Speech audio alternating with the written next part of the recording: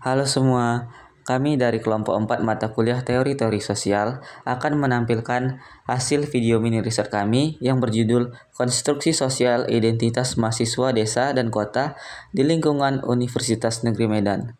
Kami yang beranggotakan 5 orang yaitu Ahmad Syukur Amin Sambo, Anggi Johari Sitanggang, Ramlan Andrin Sianturi, Mikael Joseph Sirait, dan Muhammad Fahrezi.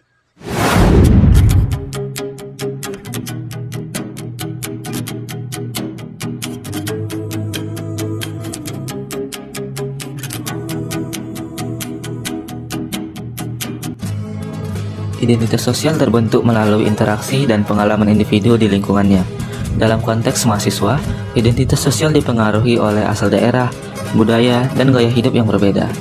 Penelitian Kusumastuti tahun 2009 menunjukkan bahwa remaja desa cenderung mempertahankan identitas tradisional, sedangkan remaja kota lebih dipengaruhi oleh modernisasi dan globalisasi. Di kampus, perbedaan identitas ini tampak dalam interaksi sosial antara mahasiswa desa dan kota. Selain itu, kesenjangan sosial dan ekonomi juga mempengaruhi pola pergaulan dan persepsi antar mahasiswa. Oleh karena itu, penelitian ini bertujuan untuk menggali konstruksi identitas sosial mahasiswa desa dan kota di lingkungan Universitas Negeri Medan.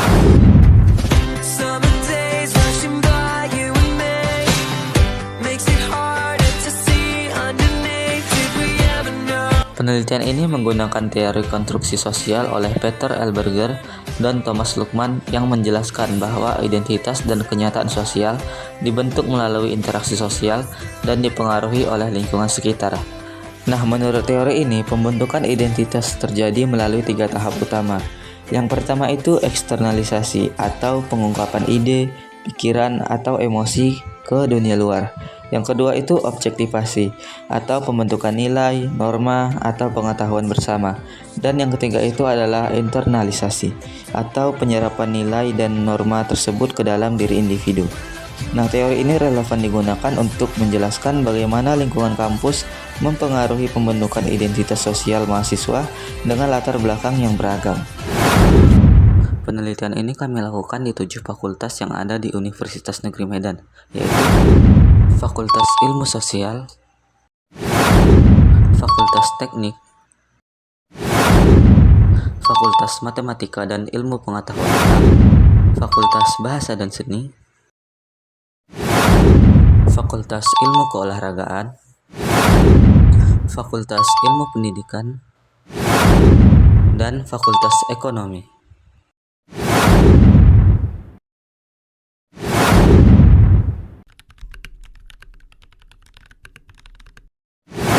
Jadi awalnya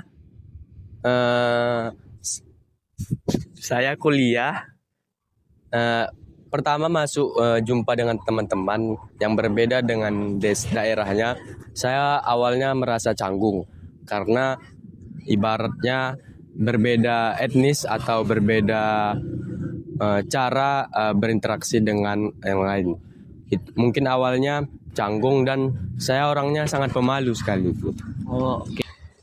Sejauh ini sepengalaman saya berteman dengan orang-orang yang di kota ya, karena saya dari desa itu mereka itu sedikit lebih toksik aja dalam berbicara.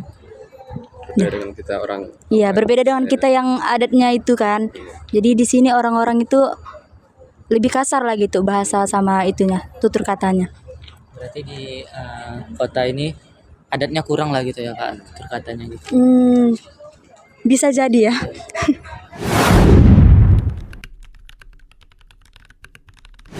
Oh ya, hal baru ya. Hal baru pasti ada, karena kan setiap orang pasti membawakan hal-hal yang berbeda. Setiap orangnya hal baru ada. Contohnya seperti kebiasaan mereka ke kampus seperti apa, dan juga kebiasaan orang yang ada kuliah di Unimed.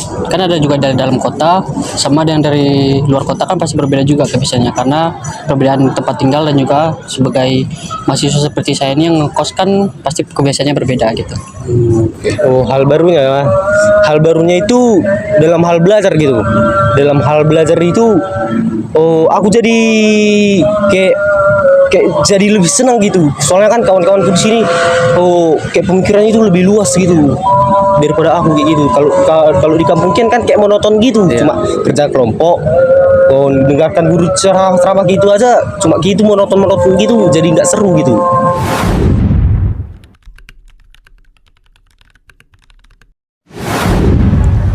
Kalau mungkin kebiasaan, mungkin lebih kayak menyamakan. Misalnya kalau sama yang adat Jawa, mungkin jadi logatnya itu kayak dimiripin atau bahasanya itu diperhalus dari logat yang biasanya dengan nada yang lebih tinggi. Jadi kalau misalnya ke yang Jawa lebih rendah. Dan kalau misalnya ke yang bahasa lain, misalnya adat Karo, jadi kadang juga pakai bahasa Karo biar itulah tandanya kalau misalnya udah lebih dekat lagi sama mereka. Kebiasaan baru, Wak. Kebiasaan baru yang masuk ini gimana, Wak? Dari gaya hidup bang, dari teman-teman abang tadi ada yang abang pelajar dari teman-teman abang tadi, kebiasaan barunya kayak cara berpikir atau yang lain gitu. Kalau kebiasaan baru ya dari kampung kan kita di rumah sendiri bang. Kalau di sini kan ngekos, jadi kita tanya-tanya dulu yang pengalaman di sini kan, walaupun dia orang Medan di sini tapi belum tentu dia punya rumah sini, kan bisa juga dia ngekos. Jadi kita tanya-tanya juga kayak mana dia cara dia mengelola ekonomi atau mengenai kebutuhannya gitu sih.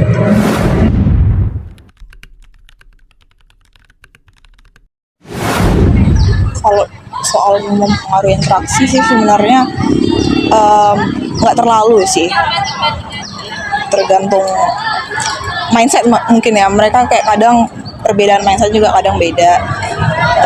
Seperti tadi yang udah aku bilang juga, kadang kayak mempengaruhi itu mungkin dari bahasanya, ada yang nggak, kadang aku nggak ngerti, sama kadang ya.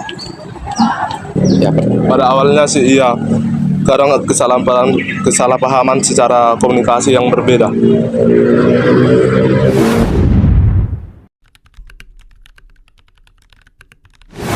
Ada dalam hal organisasi kampus, kami jadi terbiasa membuat keputusan dan mempertimbangkan pendapat dari berbagai latar belakang.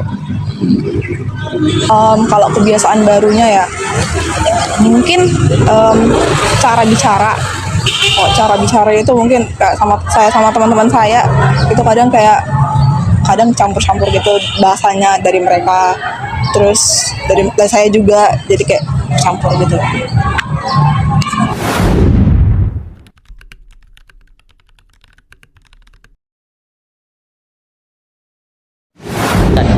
Menyelesaikannya sih yang pertama memang dari diri kita sendiri, kita yang mengatur pola hidup kita kayak mana. Terus kita bisa juga bergantung sama teman tapi tidak sepenuhnya.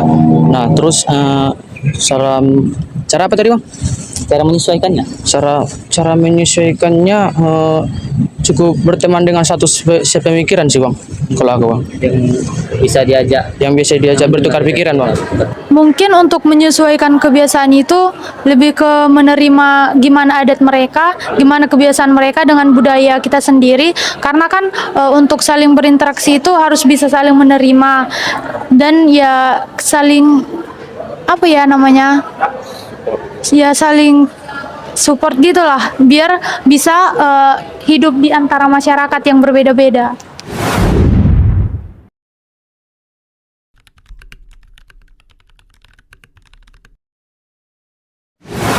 Kalau aku ya dalam hal minat itu sama kayak kawan saya tadi, kayak main futsal bola gitu kan. Kalau di kampung dulu jarang aku main futsal gitu, jarang main bola. Kalau di sini ya dalam hal minat itu lumayan suka juga main bola.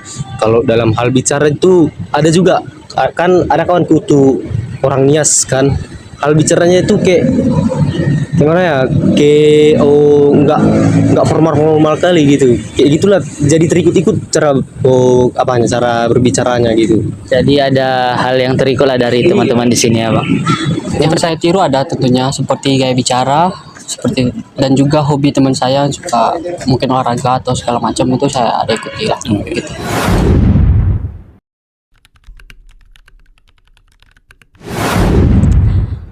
Jujur ini kan. Kalau menurut saya sih jujur itu jadi bukan memperkuat ya. Jadi kayak circle-circlean gimana sih bilangnya. Jadi kayak ya kayak satu suku aja gitu. Iya. Berbaurnya enggak berbaur. Kayak orang itu ya udah orang itu aja, kayak asal mereka itu asalnya ini atau sukunya ini, itu agamanya ini gitu. Malah kayak gitulah. orang itu nggak berbaur gitu ya, orang-orang itu aja main-main circle-circlean gitu. Kalau pendapat saya, mereka lebih suka bergaul sesama etnisnya gitu. Karena lebih cocok gitu, misalkan Batak sama Batak. Waktu kemarin saya berinteraksi dengan teman-teman Batak, kebanyakan saya kan Jawa nih, orang itu Batak. Ketika berinteraksi atau nggak sengaja jumpa di futsal gitu, mereka semua suku Batak semua. Tapi ketika saya masuk sendiri suku Jawa, mereka tidak mengkuncilkan saya, tapi me-welcome kan. Karena saya sendiri juga ingin berteman dengan mereka gitu. Jadi tidak dihalangi untuk saling berteman gitu, walaupun beda etnis atau beda suku. Tetapi mereka lebih cocok suku sama suku, misalkan karena bahasanya sama. Nah, itu dia. Hasil wawancara terhadap beberapa informan dari 7 fakultas yang ada di Universitas Negeri Medan menunjukkan pola yang serupa. Pada awalnya, banyak yang merasa canggung dan harus beradaptasi. Mahasiswa dari desa perlu menyesuaikan diri dengan kehidupan kota yang serba cepat dan kompetitif. Sementara itu, mahasiswa dari kota belajar memahami teman-teman yang dari desa yang lebih sederhana dan cenderung kolektif. Dalam interaksi sehari-hari, muncul berbagai pertukaran budaya. Mereka saling mengenalkan bahasa daerah, berbagi makanan khas, bahkan mengadopsi kebiasaan baru dari teman lain. Mahasiswa desa mulai belajar hidup mandiri, mengatur keuangan sendiri, dan berani mengemukakan pendapat di kelas. Sebaiknya, mahasiswa kota belajar menghargai nilai-nilai tradisional seperti gotong royong, sopan santun, dan rasa saling membantu. Adaptasi ini tidak selalu mudah. Ada yang merasa sulit menyesuaikan diri, ada pula yang cepat terbuka dan berbaur. Namun seiring waktu, hubungan sosial yang terbentuk melahirkan kebiasaan baru. Kebiasaan yang mencerminkan perpaduan antara nilai tradisional dan nilai modern dalam kehidupan kampus Universitas Negeri Medan.